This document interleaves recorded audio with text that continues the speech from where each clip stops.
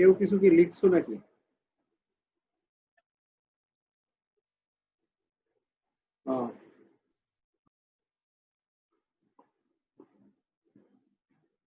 এখন বলো ওয়াই পাত্রের অবশিষ্ট অংশ কি ছিল? তাহলে এটা গতদিন আমরা ম্যাথ করছিলাম, এখানে HCl কত গ্রাম আছে বলো তো? স্যার 36.5 গ্রাম। কত? 36.5। না, এই মোলারিটি ঘনমাত্রা আর আয়তন থেকে একটা মান বের করছিলাম 0.29 না এত গ্রাম। স্যার 1.287 গ্রাম। কি হয়নি? স্যার এখানে HCl এর ভরটা বের করো। 1.29। 1.29 ওকে 1.29 গ্রাম HCl ছিল। আর সোডিয়াম হাইড্রোক্সাইড কত গ্রাম ছিল? 1.19 গ্রাম। 1.19 গ্রাম। স্যার আমরা 1.2 ধরি। না ওটাই থাক, সব যা আছে তাই থাক। ওকে স্যার ওখানে 1.199 ছিল। জি স্যার ওখানে তো এটা সমস্যা নাই। হ্যাঁ 1.12 ধরতে চাও ধরো, সমস্যা নেই। ওকে আচ্ছা এখন আসো আমাদের এই যে ওয়াই পাত্রের বিক্রিয়কের অবশিষ্ট অংশ, তাহলে এই দুটো মিক্সড করলে কোন বিক্রিয়কটা অবশিষ্ট থাকে? এটা গতদিন আমরা বের করছিলাম,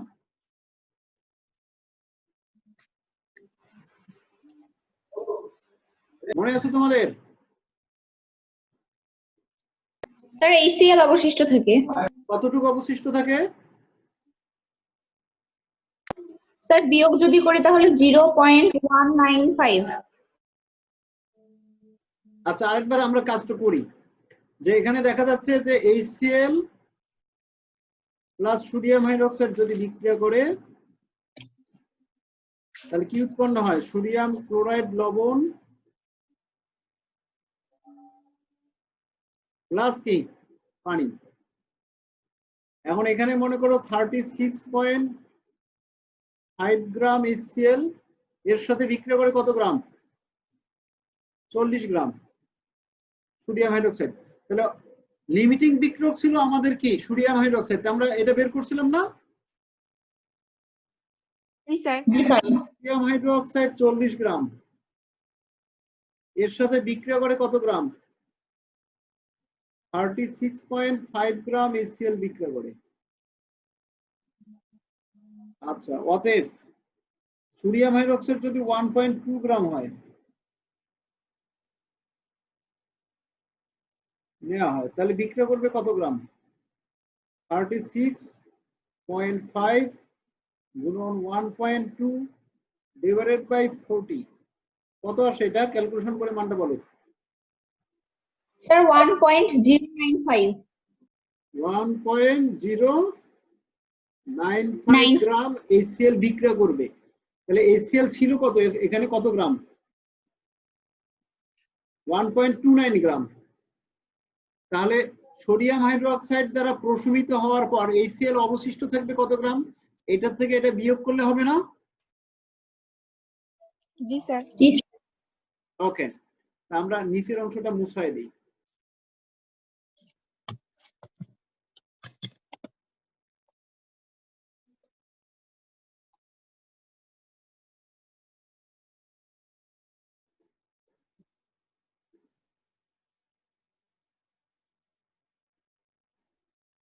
আমরা এখন লিখি যে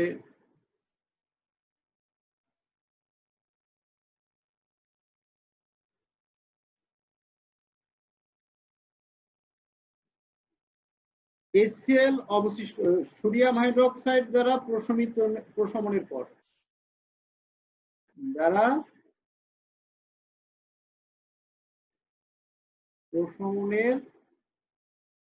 পর ওয়াই পাত্রে HCl অবশিষ্ট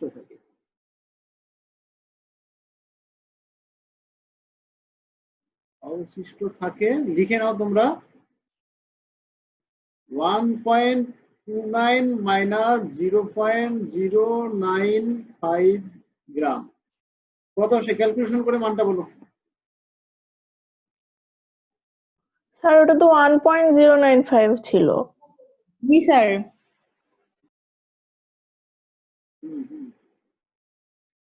তাহলে কত আসে? স্যার 0.195। এটা জি স্যার। ওকে 0.195 গ্রাম HCl কি অবশিষ্ট থাকে। এখন প্রশ্ন হচ্ছে এই HCl কি প্রশমিত করতে কি প্রশ্ন কি ছিল কত গ্রাম? প্রশ্নটা বলো তো আরেকবার। ওয়াই পাত্রের অবশিষ্ট বিক্রিয়ক প্রশমিত করতে কি করা প্রয়োজন? বিশ্লেষণ করো। কি করা প্রয়োজন, তাই না? তাহলে অতএব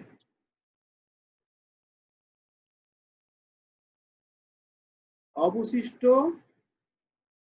HCl কে প্রশমিত করতে ওয়াই পাত্রে ক্ষার যোগ করতে হবে। ক্ষার যোগ করতে কি পরিমাণ ক্ষার যোগ করব আমরা? যদি সোডিয়াম হাইড্রোক্সাইড যোগ করি তাহলে কত গ্রাম সোডিয়াম হাইড্রোক্সাইড যোগ করব? এখন আবার বিক্রিয়াটা লিখি। ধরো ওয়াই পাত্রে HCl আছে, এখানে সোডিয়াম হাইড্রোক্সাইড আরো যোগ করব। তাহলে সোডিয়াম ক্লোরাইড লবণ প্লাস কি পানি। এখন এখানে দেখো 36.5 গ্রাম সোডিয়াম হাইড্রোক্সাইড HCl কে প্রশমিত করতে সোডিয়াম হাইড্রোক্সাইড দরকার হচ্ছে 40 গ্রাম। তাহলে আমরা লিখতে পারি বিক্রিয়া থেকে দেখা যায় যে 36.5 গ্রাম HCl ইকুইভ্যালেন্ট মানে কি HCl কে প্রশমিত করতে সোডিয়াম হাইড্রোক্সাইড প্রয়োজন 40 গ্রাম। তাহলে অতএব এটা ছিল 0.195 গ্রাম। HCl কে প্রশমিত করতে এটা লাগবে কত? স্যার এটা তো সমান চিহ্ন না, তাই না? না, সমতুল্য। এটা কি ইকুইভ্যালেন্ট? 0.195 ডিভাইডেড বাই কি 36.5 কত আসে এটা? স্যার 0.21। 0.21 গ্রাম সোডিয়াম হাইড্রোক্সাইড ওই ওয়াই পাত্রে যোগ করলে তাহলে ওই HCl অবশিষ্ট HCl কি হবে? প্রশমিত হবে। এটা কি বুঝছো তোমরা? এটা লিখবা ভাষায়। অতএব ওয়াই পাত্রে 0.21 গ্রাম সোডিয়াম হাইড্রোক্সাইড যদি সরাসরি যোগ করা যায় তাহলে অবশিষ্ট যে HCl থাকে 0.195 গ্রাম, এই সেই অবশিষ্ট বিক্রিয়ক HCl প্রশমিত হয়ে যাবে। ক্লিয়ার কি? জি স্যার। আর কারো কোনো সমস্যা?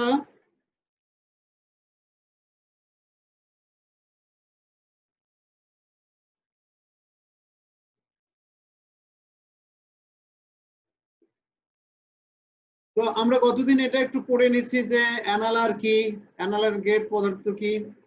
এখন আমরা একটু জাস্ট এটা হিসাবটা শিখে নিই যে এক বা একাধিক বিশুদ্ধকরণ পদ্ধতি প্রয়োগ করলে অনেক পদার্থকে 100% বিশুদ্ধ করা যায় না। বিক্রিয়ক 100% বিশুদ্ধ না হলে লিমিটিং বিক্রিয়ক থেকে হিসাব করে যে পরিমাণ উৎপাদ হওয়ার কথা রাসায়নিক বিক্রিয়া তার চেয়ে কম পরিমাণে উৎপাদ তৈরি হয়। এটা সাধারণত আমরা যেটা প্রত্যাশা করি তার থেকে কি হয় কম পাওয়া যায়। আচ্ছা মনে করো তোমরা প্রশ্নের উত্তর করছো 100% উত্তর করছো, তাহলে অ্যান্সার করছো 100%, তাহলে 100% মার্ক পাওয়ার কথা কত? 100%। আচ্ছা কিন্তু 100% মার্কস না পেয়ে দেখা যায় যে কেউ 90 পায়, কেউ 80 পায়, কেউ 70 পায়। তাহলে একজন পাইলো 90 পাওয়ার কারণ কি হতে পারে? স্যার ভুল করছে। ভালো পড়াশোনা। না, তার উত্তরের মধ্যে কি গ্যাপ আছে, এরকম না? উত্তরের মধ্যে গ্যাপ না থাকলে সে কি পাইতো? 100 এর মধ্যে 100 পাওয়ার কথা না? তাহলে পাওয়ার কথা 100, পাইছে কত? সে প্রত্যাশা করে কি 100 আর পাইছে 90। এখন যদি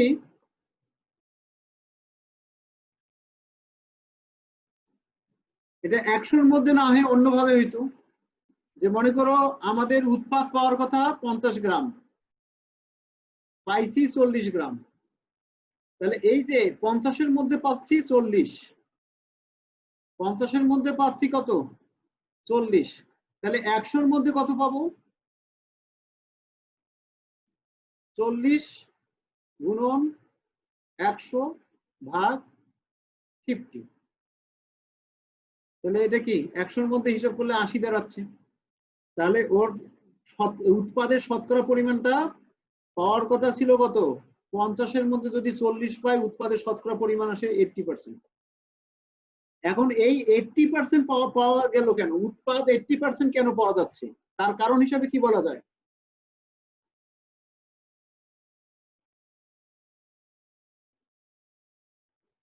তার একটা কারণ হিসেবে বলা যায় বিক্রিয়কটা 100, যে বিক্রিয়ক থেকে আমরা উৎপাদ তৈরি করি সেই বিক্রিয়ক 100% বিশুদ্ধ ছিল না।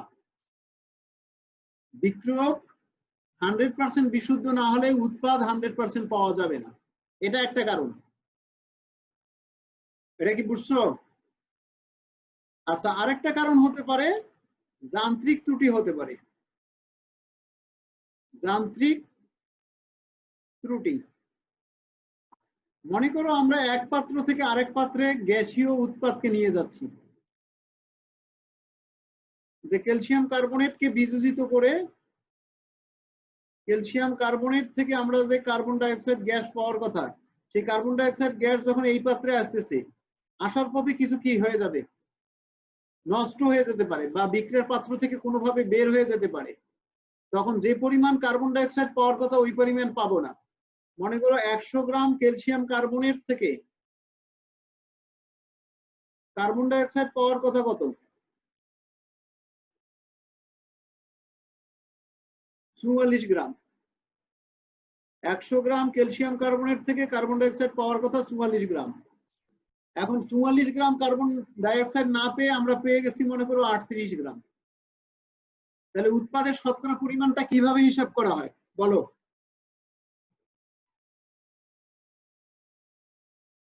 উৎপাদ পাওয়ার কথা ছিল 44 গ্রাম, এই 44 গ্রামের মধ্যে পাইছি হচ্ছে 38 গ্রাম। তাহলে উৎপাদের শতকরা পরিমাণ বলতে কি 100-র মধ্যে কত? যে উৎপাদ যদি 100% পাওয়ার কথা থাকে, 100 গ্রাম যদি পাওয়ার কথা থাকে, সেক্ষেত্রে কত গ্রাম পাচ্ছি? তাহলে 38 গুণন কি 100 ভাগ কি হবে 44। তার মানে এই বিষয়টাকে আমরা কিভাবে বলতে পারি? উৎপাদের শতকরা পরিমাণ মনে করো কি ওয়াই তে ইল্ট মানে উৎপাদ, শতকরা হিসেবে ব্যবহার করেছে, y% সমান সমান কি হবে? এই 38 গ্রামটা কি বলতো? পাওয়ার কথা 44 গ্রাম আর পাচ্ছি কত গ্রাম? 38 গ্রাম। তাহলে এই 38টা হচ্ছে এখানে কি প্রাপ্ত উৎপাদ। তাহলে বিক্রিয়া থেকে প্রাপ্ত উৎপাদ গুণন 100 ভাগ কি সমীকরণ থেকে, বিক্রিয়ার সমীকরণ থেকে আমরা হিসাব করে যেটা পাওয়ার কথা, তাহলে সমীকরণ থেকে হিসাবকৃত উৎপাদের পরিমাণ। তাহলে এটা দেই যে সমীকরণ থেকে হিসাবকৃত উৎপাদ। এটা কি বুঝছো তোমরা? স্যার ওয়াইটা কি ওখানে? ওই যে উৎপাদের শতকরা পরিমাণ, ওয়াইতে কি বললাম ইল্ট, ইল্ট মানে হচ্ছে উৎপাদ।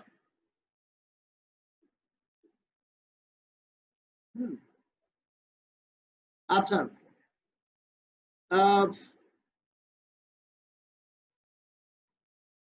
কে কে আছো? হুমায়রা, হাবিবা আছো, জিম আছো, সঞ্চিতা আছো, আচ্ছা সিনথিয়া আছো। আচ্ছা তোমরা বলো দেখি, তোমরা মনে করো তোমরা বাসায় হিসাব করছো, কেমিস্ট্রি পরীক্ষা দিয়ে যে 75 মার্কের মধ্যে পাবা যে তোমার পাওয়ার কথা 75 মার্কের মধ্যে কেমিস্ট্রিতে তোমার পাওয়ার কথা প্রত্যাশিত তোমার চিন্তা ভাবনা পাওয়ার কথা হচ্ছে কি 75 এর মধ্যে 65, কিন্তু 65 না পেয়ে তুমি পাইছো 60। তোমার প্রাপ্ত মার্কের শতকরা হিসেবটা করো, শতকরা পরিমাণ কত?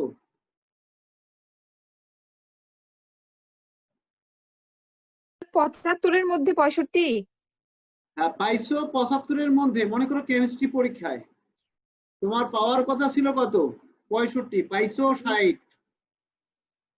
এখন বলো স্যার 69.23। তার মানে এটা পাইছো। 92.37।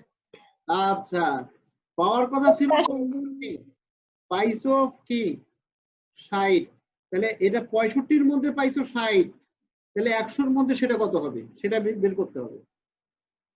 তাহলে 100 এর মধ্যে 60 গুণন কি 100 ভাগ কি 65, ক্যালকুলেশন করে মান কত আসে? 92.31। 92.31।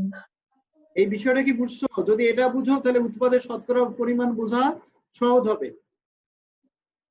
জি স্যার বুঝছি। এরকম নম্বরের শতকরা পরিমাণ, নম্বরের যে শতকরা পরিমাণ আমরা কি লিখতে পারি? সমান সমান কি প্রাপ্ত নম্বর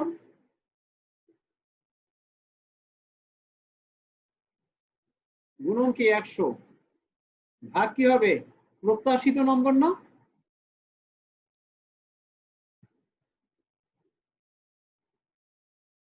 এটা হতে পারে। তাহলে তোমার পাওয়ার কথা ছিল কত? 65, এটা হচ্ছে তোমার প্রত্যাশিত নাম্বার। আর স্যার তোমাকে দিয়েছে কত? 60। তাহলে 65 এর প্রত্যাশিত মার্কের মধ্যে তুমি পাইছো কত? 60। 65 এর পাওয়ার কথা ছিল, পাইছো 60। তাহলে 100 এর মধ্যে কত পাচ্ছ? যে তোমার প্রত্যাশিত মার্কটা যদি 100 হইতো তার মধ্যে কত পাচ্ছ শতকরায় পরিণত করতে হবে। এটা কি বোঝা গেছে তোমাদের? জি স্যার। আচ্ছা তোমাদেরকে আমি বলতেছি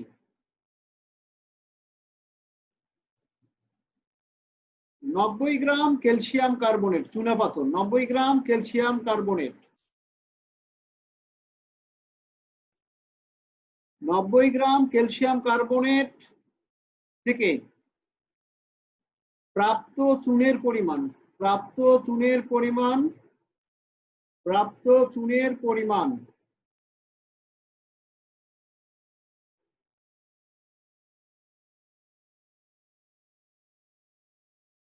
40 গ্রাম, প্রাপ্ত চুনের পরিমাণ 40 গ্রাম। এখন যদি বলা হয় এটা হচ্ছে কি, এটাকে উত্তপ্ত করা হয়েছে মনে করো, বিয়োজিত হয়ে চুন পাওয়া গেছে। এখন প্রশ্ন হচ্ছে উৎপাদের শতকরা পরিমাণ কত?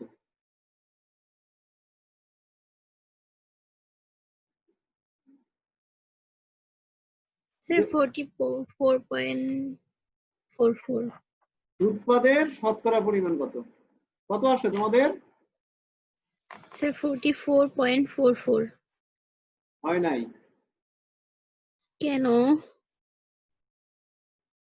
আচ্ছা স্যার এটা 9 না? আচ্ছা আমাদের ইয়াটা কি ছিল? উৎপাদের শতকরা পরিমাণ সমান সমান কি? স্যার 90.90। 90.90। এটা হতে পারে, কিন্তু আমাকে তার স্যার আগে 91 হবে, আচ্ছা কারণ শেষে 9 আছে। এটা কি বুঝছো কি? 90.9। হ্যাঁ ওইটা আমারও আসছে। আচ্ছা এখন হিসাবটা বুঝো। তাহলে এখানে প্রাপ্ত চুনের পরিমাণ, তাহলে উৎপাদের পরিমাণ প্রাপ্ত আমাদের শতকরা পরিমাণটা নির্ণয়ের সূত্র কি? y% সমান সমান কি প্রাপ্ত পরিমাণ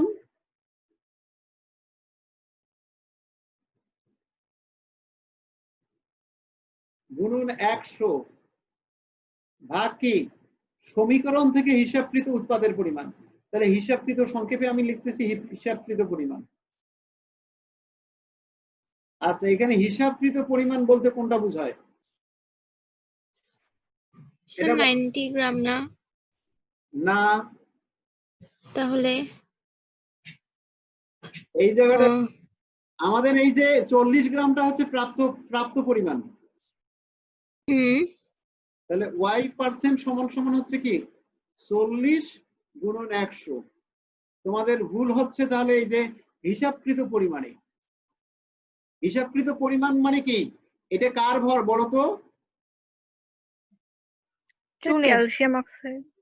ক্যালসিয়াম ভর এটা কার ভর? ক্যালসিয়াম কার্বনেটের। আর এই 40 গ্রাম কার ভর?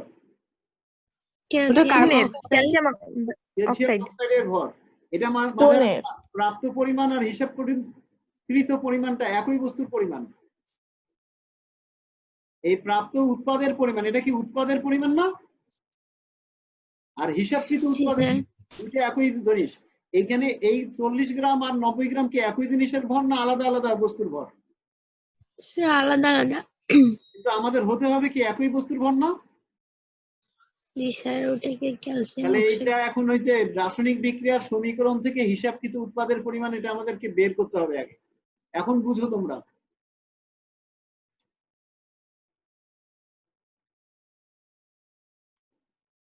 আমি এবার সমীকরণ লিখতেছি যে ক্যালসিয়াম কার্বনেট, এটাকে যদি আমরা তাপ দেই তৈরি হবে কি ক্যালসিয়াম অক্সাইড আর carbon die oxide. Carbon die oxide তো বের হয়ে যাবে, তাই না? এইটা ক্যালসিয়াম কার্বনেট, এটার 1 মোলের ভর কত? স্যার 90 গ্রাম। না না, 1 মোলের ভর, এটা আণবিক ভর বের করো। স্যার 100। 100 গ্রাম। তাহলে 100 গ্রাম ক্যালসিয়াম কার্বনেটকে যদি উত্তপ্ত করি ক্যালসিয়াম অক্সাইড কত গ্রাম পাওয়া যায়? 1 মোল। 1 মোলের ভর কত? 56। তাহলে 56 গ্রাম পাওয়া যাবে। এটা কি বুঝছো তোমরা? আমরা ক্যালসিয়াম কার্বনেটকে উত্তপ্ত করে চুন পাচ্ছি, ক্যালসিয়াম অক্সাইড। 100 গ্রাম ক্যালসিয়াম কার্বনেট থেকে চুন পাবো কত গ্রাম? 56 গ্রাম। তাহলে এখানে ক্যালসিয়াম কার্বনেটকে উত্তপ্ত করতেছি কত গ্রাম? 90 গ্রাম। তাহলে অতএব 90 গ্রাম ক্যালসিয়াম কার্বনেট থেকে কত গ্রাম চুন পাওয়া যাবে? তাহলে 56 গুণন 90, 56 ইন্টু 90 ডিভাইডেড বাই কি 100, কত আসে? ক্যালকুলেশন করে মান বলো।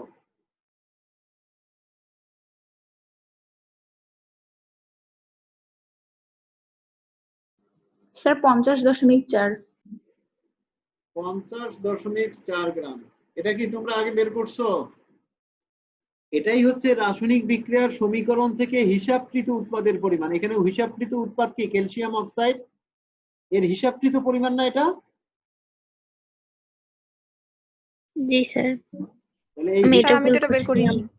তাহলে এই হিসাবকৃত পরিমাণটা কি বুঝছো এখন? জি স্যার। মানে স্যার একটা দিয়ে কাজ করতে হবে, তাই না? হ্যাঁ, তাহলে এখানে চুনের পরিমাণের সাথে সমীকরণ থেকে যে চুনটা পাওয়া যাচ্ছে সেই চুনের পরিমাণটা কত, এটা পাইছি। আচ্ছা, মনে করো তাহলে কি পাওয়ার কথা ছিল 50.4 গ্রাম, আর পাচ্ছি কত? 40 গ্রাম। 40। তাহলে 50.4 গ্রাম পাওয়ার কথা, পাচ্ছি 40 গ্রাম। তাহলে পাওয়ার কথা যদি 100 হইতো তাহলে পাবো কত? স্যার 80%। 100 ভাগ কি 50.4। ক্যালকুলেশনটা ভালো করে করো, 80-র কাছাকাছি হয় আর কি। 79.37।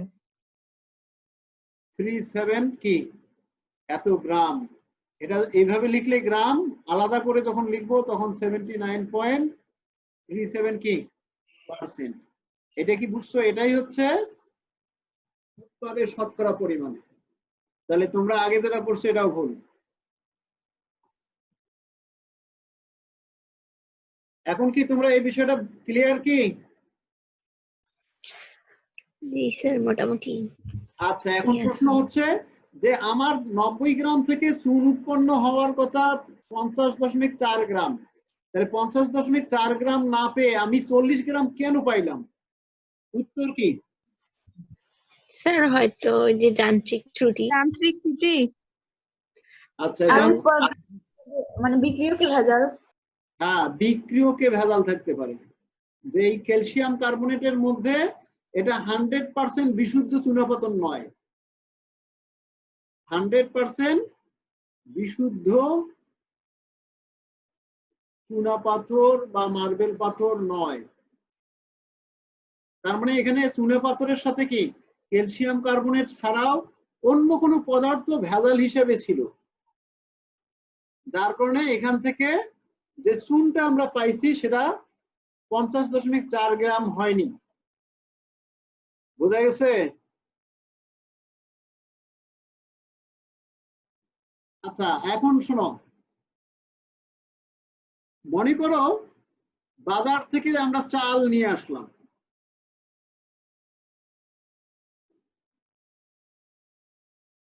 ধরো এই চালের মধ্যে ভেজাল ছিল, চালের মধ্যে কি কিছু পাথর টাথর, ছোট পাথর টাথর থাকে, এগুলোকে কি বলে জানো গ্রামের ভাষায়? গ্রামের স্যার? ভাষায় কে বলতে পারবা? খুদি। খুদি তো হচ্ছে আলাদা না বিষয়, না, চালের টুকরা ছোট ছোট দিকে, হ্যাঁ খুদ, খুদ বলে। আমাদের গ্রামের ওদিক বলে আখির। হ্যাঁ ওইটা বলতে চাচ্ছিলাম। মানে চালের মধ্যে যে ছোট ছোট পাথরের টুকরা, ইটের টুকরা ইত্যাদি ভেজাল হিসেবে থাকে। অনেক সময় চাল কি চাতাল বা মিল চাতালের মধ্যে কি ধান শুকায়, তাহলে ওই ধানের সাথে কিছু কি ইটের টুকরা বা পাথরের টুকরা বা কিছু কি কাঠের টুকরা, এগুলা ভেজাল হিসেবে আসতে পারে। যাই হোক, তাহলে এখন ধরো অনেক সময় আবার ব্যবসায়ীরা কি করে, চালের মধ্যে অসাধু ব্যবসায়ীরা কি করতে পারে, চালের মধ্যে ইচ্ছাকৃত ভাবে কিছু কি ভেজাল যুক্ত করতে পারে তাদের লাভ করার জন্য। এটা একবারে অন্যায় কাজ। করতে পারে। এখন মনে করো আমি চাল কিনলাম 90 কেজি, ধরো 90 কেজি চাল কিনছি, এখন এই কেজি 90 কেজির মধ্যে ওরা 1 কেজি ঠিক এটা সেটা মিক্স করছে বা অন্য কোনো ভেজাল ছিল 1 কেজি। আচ্ছা, এখন আমি যখন এটার থেকে কোনো কিছু তৈরি করব, তার আগে তো আমাকে এটা খুঁটটা বাছাই করে ফেলতে হবে, তাই না? না হলে এই চাল থেকে যে প্রোডাকশনটা পাবো সেই প্রোডাকশনটা কি ভেজাল যুক্ত হবে। এখন এরকম বিষয়টা অনেক সময় আমরা চুনাপাথর যেটা উত্তোলন করি সেটা 100% বিশুদ্ধ থাকে না। তার মানে বিক্রিয়ক কখনোই আমাদের 100% বিশুদ্ধ নাও হতে পারে। বিক্রিয়কের মধ্যে দেখা যায় যে কি 90% ভেজাল থাকতে পারে, আর 90% বিশুদ্ধ থাকতে পারে, 10% ভেজাল থাকতে পারে। ওকে, আচ্ছা আমাদের দেখা গেছে যে 90 গ্রাম চুনাপাথর থেকে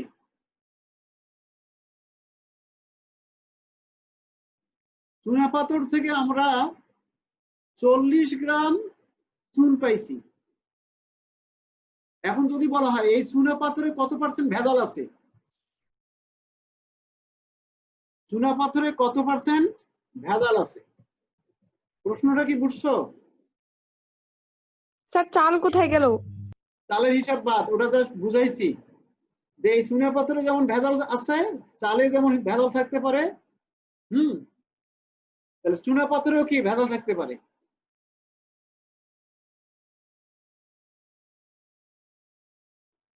এখন বলো তাহলে যে চুনটা পাইছি সেই চুনটা অবশ্যই চুনাপাথর থেকে হয়েছে। তাহলে ক্যালসিয়াম কার্বনেট এটাকে যদি উত্তপ্ত করি চুন পাবো আর কার্বন ডাই অক্সাইড পাবো, তাই তো? তাহলে এটা যদি 100 গ্রাম হয়, এটার থেকে চুন পাওয়া যায় কি 56 গ্রাম। তাহলে 56 গ্রাম চুন পেতে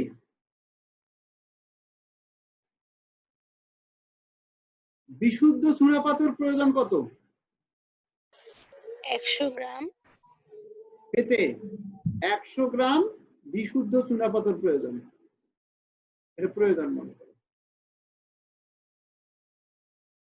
তাহলে আমরা চুন পাইছি কত গ্রাম? 40। 40 গ্রাম। তাহলে 40 গ্রাম চুন পেতে আমাদের চুনে পাথর দরকার কত? 100 গুণন 40 ভাগ কি 56। কত আসে হিসাব করে বলো তো? স্যার 71.43। তাহলে 71.43 গ্রাম চুনাপাথর প্রয়োজন।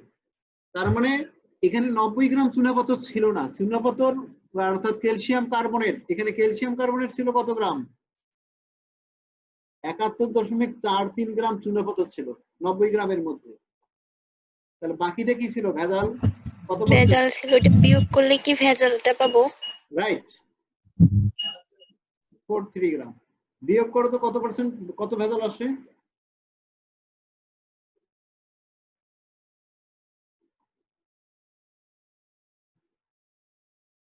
স্যার 18.57। 18.57 18.57 কি গ্রাম? আচ্ছা, এই যে এই ভেজালটা, ভেজাল কত গ্রামের মধ্যে ছিল? 90 গ্রামের মধ্যে না? 90 গ্রামের মধ্যে এত গ্রাম ভেজাল ছিল না? জি স্যার। তাহলে 90 গ্রামে চুনা পাথরে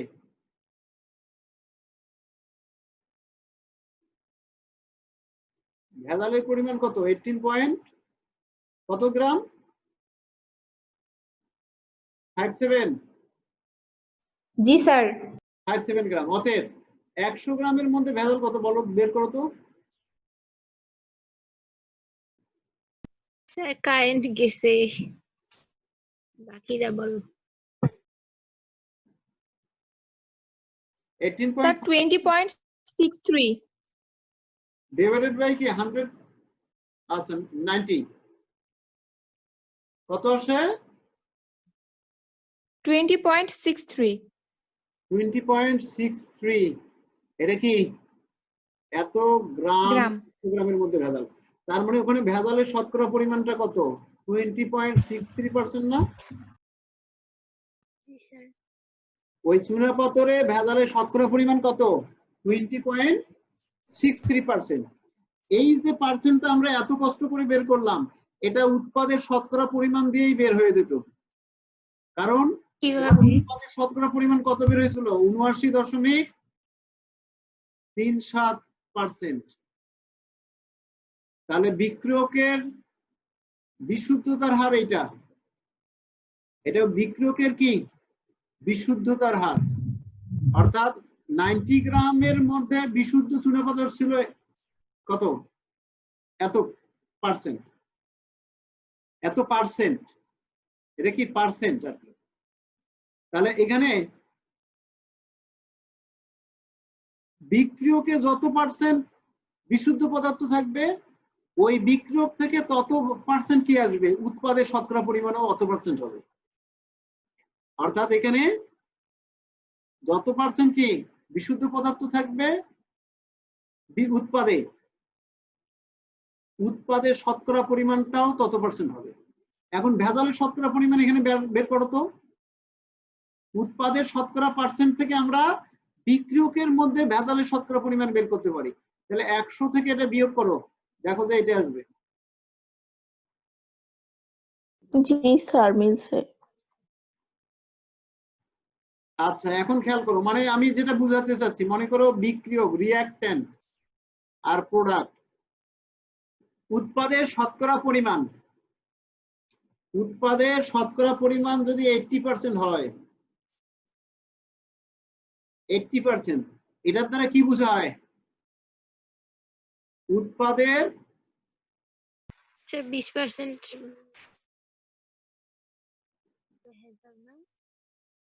শতকরা পরিমাণ 80%। এখান থেকে আমরা কি কি তথ্য পাইতে পারি বলতো? এক তথ্য পাইতে পারি কি? স্যার 100 গ্রামের মধ্যে 80% আছে। ওই বিক্রিয়কের বিশুদ্ধতার হার 80%। বিক্রিয়কটা কত পার্সেন্ট বিশুদ্ধ? 80%. যার কারণে উৎপাদের শতকরা পরিমাণটা কি 80% আসছে। নাম্বার 2, স্যার বাকি 20% তাহলে বিক্রিয়কের ভেজালের হার, এখানে হার বলতে 100-র মধ্যে 20%. ভেজালের হার, তাহলে শতকরা হার আর কি 20% বলা যায় না? জি স্যার। জি স্যার। আর 3 নাম্বার হচ্ছে যেহেতু এটা 80%, তার মানে কি আমাদের প্রত্যাশিত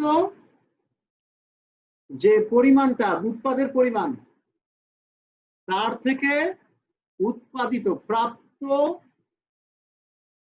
উৎপাদের পরিমাণ 20% কম। এটা বলা যায় না? প্রাপ্ত উৎপাদের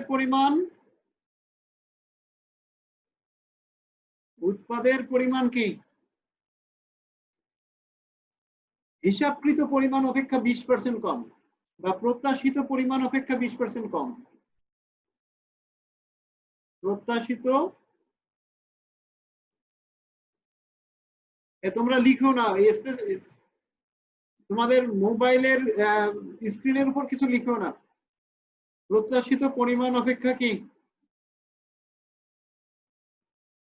20% কি কম। এটা কি বোঝা গেছে তোমাদের কথাটা? জি স্যার। মানে আমাদের পাওয়ার কথা ছিল 100%, তার মানে এটা প্রত্যাশিত পরিমাণ, পাইছি 80%, তাহলে এটা প্রাপ্ত পরিমাণ। তাহলে প্রাপ্ত পরিমাণটা প্রত্যাশিত পরিমাণের থেকে 20% কি কম। ক্লিয়ার? জি স্যার। এখন তোমরা এই বিষয়টা বুঝো। 2 গ্রাম ম্যাগনেসিয়াম ধাতু প্রয়োজনীয় পরিমাণ অক্সিজেনের সাথে বিক্রিয়া করে 3.25 গ্রাম ম্যাগনেসিয়াম অক্সাইড উৎপন্ন হয়। উৎপাদের শতকরা পরিমাণ কত? কি বলছে বোঝার চেষ্টা করো। তাহলে এখানে ম্যাগনেসিয়াম কত গ্রাম? 2 গ্রাম নিয়ে প্রয়োজনীয় অক্সিজেনের সাথে দ্বারা এটাকে দহন করলাম। স্যার রেকর্ডিং অন করছেন। যে একটা পাত্রে 2 গ্রাম ম্যাগনেসিয়াম নিয়ে এর সাথে প্রয়োজনীয় পরিমাণ অক্সিজেন কি যোগ করা হয়েছে, প্রয়োজনীয় পরিমাণ অক্সিজেন। আর এখানে ম্যাগনেসিয়াম অক্সাইড উৎপাদ পাওয়া যাবে। উৎপাদ পাওয়া গেছে 3.25 গ্রাম। আর প্রশ্ন হচ্ছে উৎপাদের শতকরা পরিমাণ কত? y% মানে উৎপাদের শতকরা পরিমাণ কত? তাহলে আমরা কি বের করব? যেটা পাওয়া গেছে সেটা কি বলতো? প্রাপ্ত পরিমাণ। প্রাপ্ত। তাহলে আমাদের তার আগে কি এই 2 গ্রাম ম্যাগনেসিয়াম থেকে কত গ্রাম ম্যাগনেসিয়াম অক্সাইড পাওয়া যায় হিসাবকৃত পরিমাণটা বের করতে হবে না? স্যার একটা কোয়েশ্চেন ছিল। বলো। স্যার প্রথমে আমাদের সংশ্লিষ্ট বিক্রিয়াটা লিখতে হবে, তারপর কি এখানে সমতাকরণের কোনো ব্যাপার আছে? অবশ্যই সমীকরণ স্টয়কিওমেট্রির যত হিসাব নিকাশ বিক্রিয়া সমতা না করে কাজ করলে হবে না, সমতা করতেই হবে।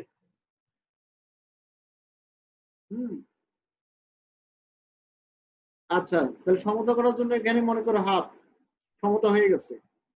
তাহলে এখানে যদি আমরা কি 24.3 গ্রাম ধরি, ধরো 24.3 গ্রামই ধরলাম, তাহলে ম্যাগনেসিয়াম অক্সাইড পাওয়া যাবে কত? এটা 24 আর 16 40, তাহলে 40.3 গ্রাম পাওয়া যাবে। তাহলে আমাদের প্রশ্ন অনুসারে দেখা যাচ্ছে যে 24.3 গ্রাম ম্যাগনেসিয়াম থেকে ম্যাগনেসিয়াম অক্সাইড পাওয়া যাওয়ার কথা 40.3 গ্রাম। তাহলে এই যে 2 গ্রাম ম্যাগনেসিয়ামকে যদি আমরা উত্তপ্ত করি, তাহলে পাওয়ার কথা কত? 40.3 গ্রাম গুণন 2 ভাগ কত? 24.3। হিসাব করো দেখি। স্যার এখানে 24.3 কেন? ম্যাগনেসিয়ামের পারণিক ভর 2400 ব্যবহার করছে অনেকে, তোমরা 24 24 না 3.32 কত 3.32 3.32 গ্রাম পাওয়ার কথা, আর পাইছি কত গ্রাম? অথবা 3.25 গ্রাম পাওয়া গেছে না? তাহলে এটা প্রাপ্ত পরিমাণ, আর এটা ওই যে 2 গ্রাম ম্যাগনেসিয়াম থেকে সমীকরণ থেকে হিসাবকৃত পরিমাণ। এটা কি ক্লিয়ার এখন? তাহলে y% মানে উৎপাদের শতকরা পরিমাণ সমান সমান কি হবে? 3.25। স্যার আমি ভালোভাবে শুনতেই পাচ্ছি না। কেন? কারেন্ট নাই যে ওই জন্য নেটওয়ার্ক পাচ্ছিস না। এটা কত? আমার বাসায় কারেন্ট আছে 3.32 গ্রাম। এটা ক্যালকুলেশন করো। হ্যালো, হ্যাঁ শোনা যাচ্ছে? আমার বাসায় একদম নেটওয়ার্ক নাই। ক্যালকুলেশন করে মান বলো।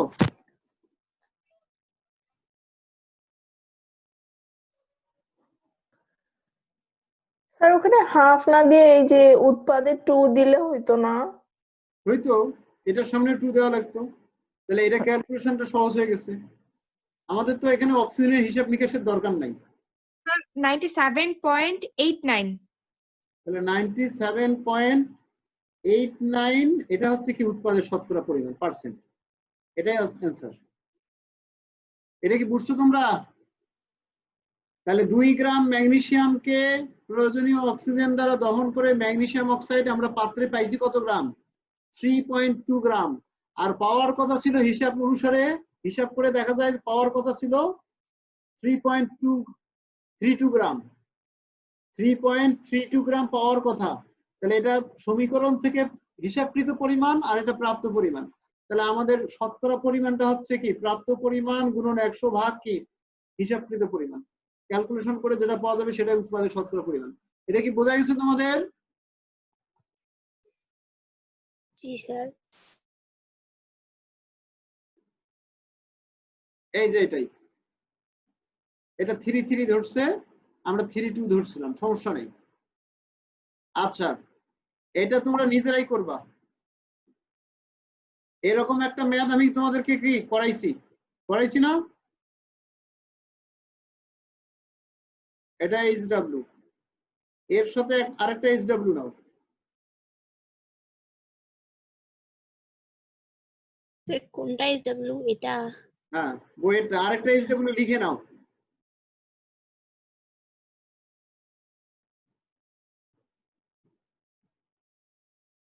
পাঁচশো গ্রাম পটাশিয়াম ক্লোরেট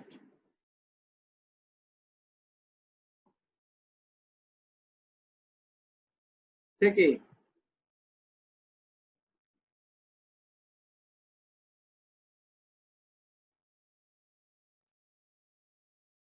অক্সিজেন গ্যাস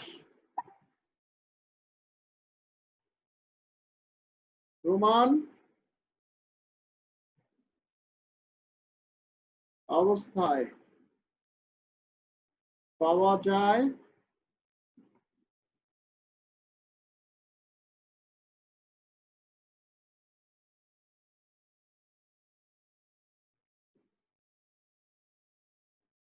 আচ্ছা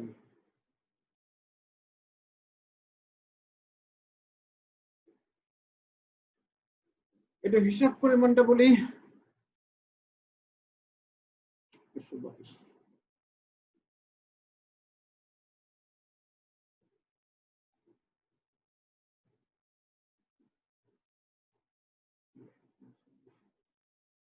ওকে।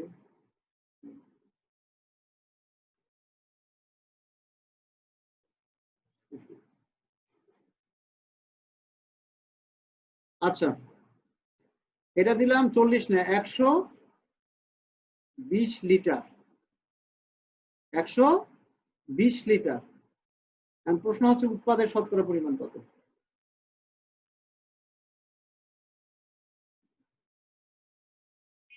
স্যার ওটা কি উদ্দীপক? বলো।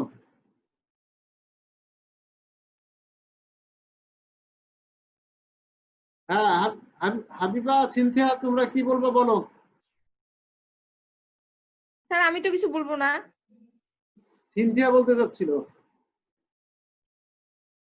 বললাম যে এটা কি উদ্দীপক ছিল? হ্যাঁ, এটাই উদ্দীপক, আর এই সাথে এটাই প্রশ্ন। এটাই উদ্দীপক স্যার আর একটা কোয়েশ্চেন ছিল। বলো। স্যার ওটা কি পটাশিয়াম উদ্দীপক ক্লোরাইড। ছিল যে খ লিখছেন যে? তো এটা কটা হচ্ছে, এই যে প্রথম প্রশ্নটা হচ্ছে এটা ক, আর এটা উদ্দীপক, এটা হচ্ছে খ। বিষয়টা কি বোঝা গেছে? আচ্ছা, এটা হোমওয়ার্ক।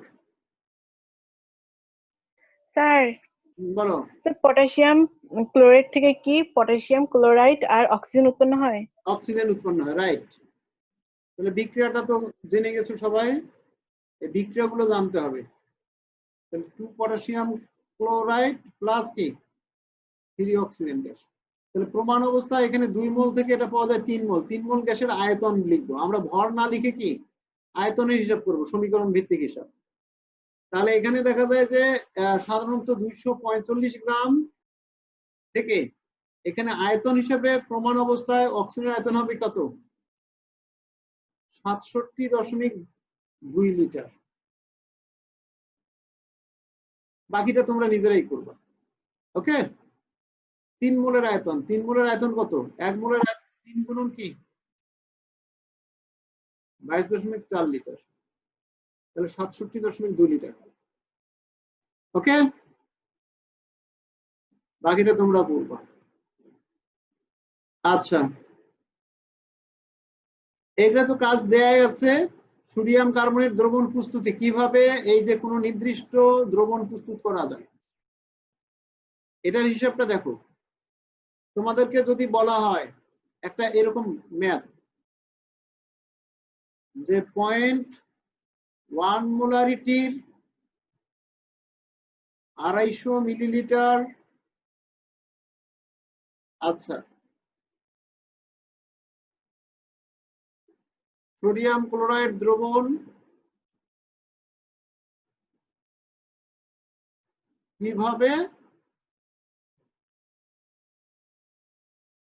প্রস্তুত করবে, এটা মনে করা হচ্ছে কোশ্চেন। উদ্দীপকে এই দ্রবণ দেয়া আছে, উদ্দীপকের দ্রবণটি কিভাবে প্রস্তুত করবে। এই যে প্রমাণ দ্রবণ, যে দ্রবণের ঘনমাত্রা জানা আছে তাকে বলা হয় প্রমাণ দ্রবণ। তাহলে এখানে ঘনমাত্রা উল্লেখ করা আছে, এটা একটা প্রমাণ দ্রবণ। কিভাবে তৈরি করব আমরা? তাহলে 1 নাম্বার কাজ হচ্ছে এখানে কত গ্রাম দ্রব্য প্রয়োজন সেটা ভর মেপে নিতে হবে। তাহলে নিক্তির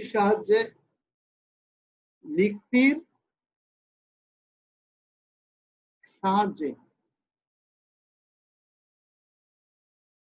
প্রয়োজনীয় পরিমাণ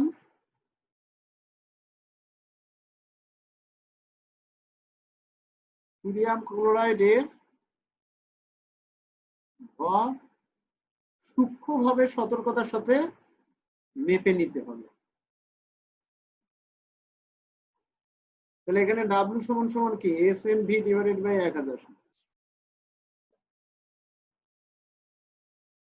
এস এখানে ঘনমাত্রা 0.1, মোলারিটি গুণন সোডিয়াম ক্লোরাইডের আণবিক ভর হচ্ছে 58.5 গুণন ভি হচ্ছে কি 250 মিলি ডিভাইডেড বাই 1000। ক্যালকুলেশন করে মানটা বলো।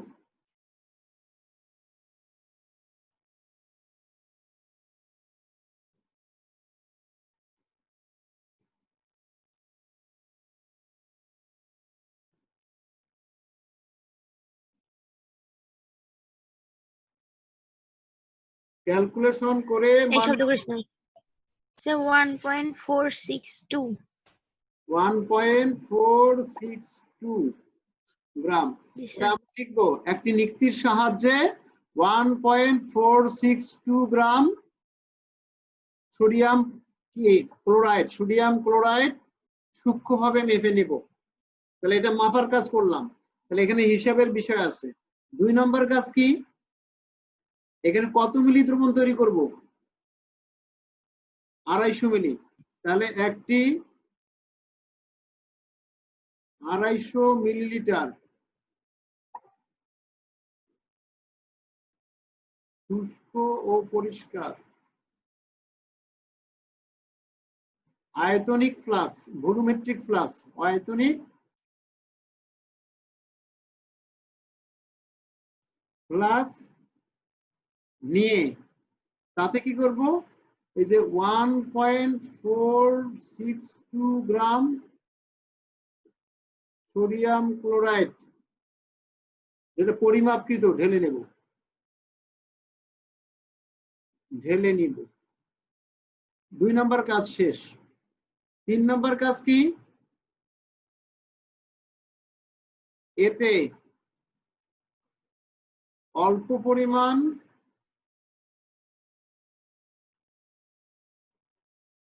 পাতিত পানি। স্যার এটা কি একটা মানে প্র্যাকটিক্যালেরই 3টা অংশ? না, ওই স্যার এটা আমাদের ধারাবাহিক ভাবে করতেছো। স্যার এটা কি আমাদের পরীক্ষায় আসতে পারে ঘয়ে? আসতে পারে, প্র্যাকটিক্যাল তো এটা। ঠিক আছে। তাহলে এতে অল্প পরিমাণ পাতিত পানি যোগ করে, স্যার একটু অন্য কালার দিয়ে লিখেন তো, ব্লু কালার দিয়ে লিখেন। তাহলে যোগ স্যার বোঝা যাচ্ছে না লেখাগুলো ঠিক মতো। বললাম তোমাদের লেখা তো ওখানে ছোট দেখাচ্ছে না। জি স্যার, অন্য কালার দিয়ে লিখেন। আচ্ছা স্যার হলুদ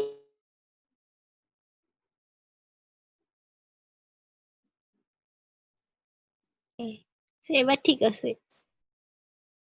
এতে অল্প পরিমাণ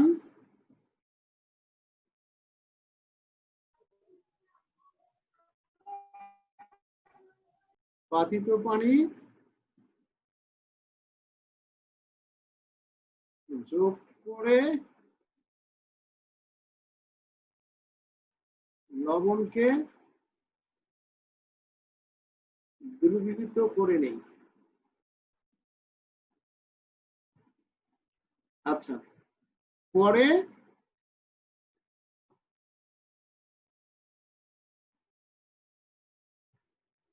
প্রয়োজনীয় পরিমাণ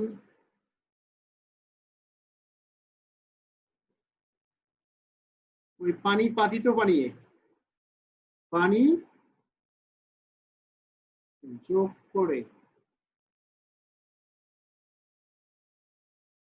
সতর্কতার সাথে, শেষের দিকে গিয়ে অনেক সতর্কতা অবলম্বন করতে হয় যেন কোনোভাবে আয়তনিক ফ্লাক্সের উপরে যে দাগ দেয়া থাকে এই দাগটা যেন দাগের উপরে যেন না যায়। সতর্কতার সাথে আয়তনিক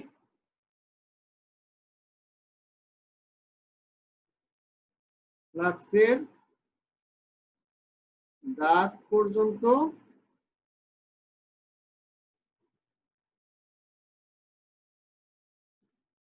আড়াইশো মিলি দ্রবণ তৈরি করি। বাস হয়ে গেল। তাহলে আমাদের দ্রবণ তৈরি হলো কতটুক? Sir 250 millilitre. 250 মিলিলিটার। আর ওই দ্রব আছে কত? 1.462 গ্রাম সোডিয়াম ক্লোরাইড দ্রব আছে। তাহলে এই 250 মিলি দ্রবণের মধ্যে এত গ্রাম দ্রব থাকলে দ্রবণের ঘনমাত্রা কত হবে? 0.1 মোলারিটির। এটা কি বুঝছো? একটা আয়তনিক ফ্লাক্স দেখতে এরকম একটা লম্বা গলার কি, স্যার কিভাবে বুঝলেন ওটা 0.1 হবে? কই গেল? কারণ আমরা আগেই হিসাব করছি। ও, ভুলে গেছিলাম। হবে কি 0.1 মোলারিটির দ্রবণ তৈরি করব 250 মিলি। যদি এখানে 500 মিলি থাকতো তাহলে আয়তনিক ফ্লাক্সটা নিতাম কি 500 মিলি আয়তনের। যদি 1 লিটার থাকতো তাহলে 1 লিটার আয়তনের আয়তনিক ফ্লাক্স নিতে হবে। যত আয়তন দেয়া থাকবে সেই আয়তনের বোঝা গেছে কি? জি স্যার। আচ্ছা, আর দাগ পর্যন্ত এই যে পূর্ণ করবো। তাহলে প্রথমে একবারে দাগ পর্যন্ত পূর্ণ করব না, প্রথমে মনে করো 1.462 গ্রাম এখানে লবণ মেপে নিলাম। তারপর হয়তো কিছু পরিমাণ পাতিত পানি যোগ করে এটাকে ভালোভাবে ঝাঁকায় আগে দ্রবীভূত করে নেব। তা নাহলে এই দ্রবণ যদি এই পর্যন্ত তৈরি করি পরে আর ভালো করে ঝাঁকানো যাবে না। তো যাই হোক, আমরা এভাবে দেখা গেল কি একটু দ্রবণটাকে দ্রবীভূত করে নেওয়ার পর আস্তে আস্তে পানি যোগ করবো আর ঝাঁকাবো, পানি যোগ করবো আর ঝাঁকাবো, কোনোভাবেই যেন এই দাগকে অতিক্রম না করে। এখানে একটা বিষয়, এখানে একটা মিনিস্কাস বা অবতল তৈরি হয়। স্যার সেটা কি? মনে করো যে দ্রবণটা তৈরি হবে, মনে করো এটা দাগ, আর এখানে পানির যে দ্রবণটা তৈরি হবে, দ্রবণটার উপরের এই সাইডের দিকে দেখা যাবে ভেসে উঠবে, আর ভিতরের দিকে একটু কি বাঁকানো থাকবে। এই যে নিচের অবতলের যে নিম্নবিন্দু, অবতলের নিম্নবিন্দু আর এই যে কি স্যার এরকম কেন হবে? হ্যাঁ, এটা দুই সাইডটা কারণে এরকম হয়, পৃষ্ঠটানের কারণে, তরলের পৃষ্ঠটানের কারণে এরকম হয়। সেটা কি এক প্রকার আকর্ষণের মতো? আকর্ষণেই বলা যায়, তোমরা এটা ফিজিক্স থেকে ভালো করে দেখে নিও, এটা এখানে আলোচনার দরকার নেই। তাহলে এটা কি জন্য হবে? পৃষ্ঠটানের কারণে।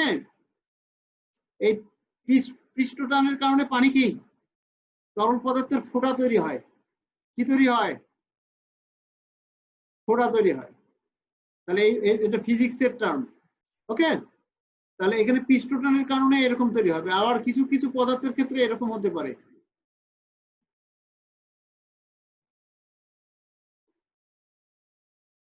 উল্টা। তা আমাদের রসায়নে অধিকাংশ দ্রবণের ক্ষেত্রে এরকম হবে। আচ্ছা, মিনিস্কাসের দুই একটা উদাহরণ তোমরা দেখতে পারো, তোমাদের আমি এখানে দেখাই।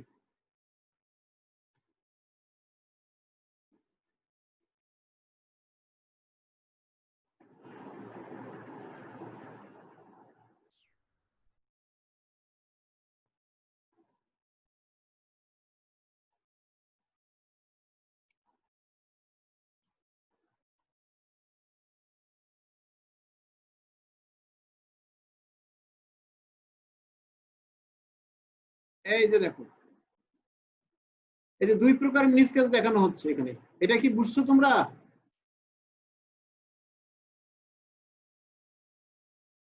দেখা যাচ্ছে তোমাদের? এটা দেখা যাচ্ছে না মনে হয়, দাঁড়াও। এখানে স্ক্রিনে তো এখন কিছু আসেনি। এখন এখন দেখা যাবে, এখন দেখা যায়। জি স্যার। এই যে দেখো, তরল পদার্থের দুই প্রান্তের উপরটা ভেসে উঠছে আর মাঝের দিকে একটু কি অবতল তৈরি হয়েছে না? এই অবতলের নিম্নবিন্দু রেখার সাথে মিলে গেলে তখন এই পাশে উপরে ভেসে থাকুক, তাহলে ওটা এই দাগ পর্যন্তই দ্রবণ ধরা হবে। আর অথবা বললাম কি একটু কি বাইরের দিকে উপরের দিকে উত্তল হতে, দাগের অর্থাৎ এই যে অবতলের বা উত্তলের শীর্ষবিন্দু বা নিম্নবিন্দু রেখার সাথে মিলিয়ে দ্রবণ তৈরি করতে হয়। যেমন এখানে দেখো, এখানে মনে করো এই যে দেখো একটা দ্রবণ, এটা কোন রেখার সাথে মিলে গেছে বলো তো? এটা কোন রেখার সাথে মিলে গেছে? এটা হচ্ছে 22 রেখা। মিলে গেছে কোন রেখার সাথে? স্যার উপরটা না 21.2 নিচটা? এটা 21। 21 এর পর স্যার এটা হচ্ছে 21.2 না, এটা 21, তারপর 21.1, 21.2, 21.3, 21.4, এটা 21.5, এটা 21.5।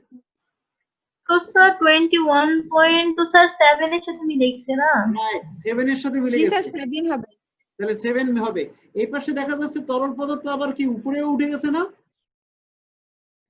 এগুলাকে ধরা যাবে না, ধরতে হবে অবতলের নিম্নবিন্দু কোন রেখার সাথে মিলে গেছে সেটা।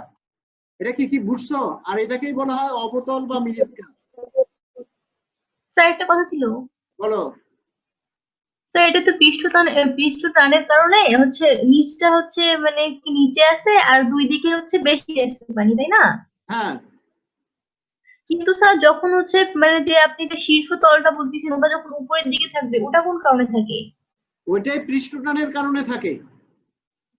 স্যার দুইটাই পৃষ্ঠটানের কারণে থাকে? হ্যাঁ, ওই পৃষ্ঠটানের কারণে এই তরল পদার্থের সাথে এই কাঁচের উপাদানের আকর্ষণ বল তৈরি হয়। আর এই পৃষ্ঠটানের কারণে পদার্থের পৃষ্ঠতলে কি হয়? অবতল বা উত্তল তৈরি হয়। ওই যে পিষ্টটানের কারণে কি বললাম, তরল পদার্থের ফোঁটা তৈরি হয়, পানির ফোঁটা এরকম হয় জি না? স্যার, ওখানে তো হ্যাঁ হয়। হ্যাঁ আচ্ছা, মার্কারি ওখানে টিউব আছে না, হ্যাঁ ওইখানে তো হচ্ছে মানে উপরের দিকে উঠছে আর দুই সাইডে নিচে নেমে গেছে, ওটাও কি একই কারণে? একই কারণে, একই কারণে। আর স্যার এটা পদার্থের বিভিন্ন মানে মৌলের পার্থক্যের কারণে এটা বিভিন্ন রকম হচ্ছে? বিভিন্ন রকম হয়, যেমন এই যে মার্কারির ক্ষেত্রে কি উত্তল হয়, আর পানির ক্ষেত্রে জি কি স্যার, অবতল হয়। অবতল হয়। ওকে, মার্কারির জি ক্ষেত্রে স্যার। কি হয়? উত্তল হয়, আর পানির ক্ষেত্রে কনকেভ মেনিসকাস আর কনভেক্স। কনভেক্সটা কি উত্তল, আর কনকেভটা হচ্ছে কি অবতল। কনকেভ আর কনভেক্স। ওকে, তো আজকে এই পর্যন্ত। স্যার।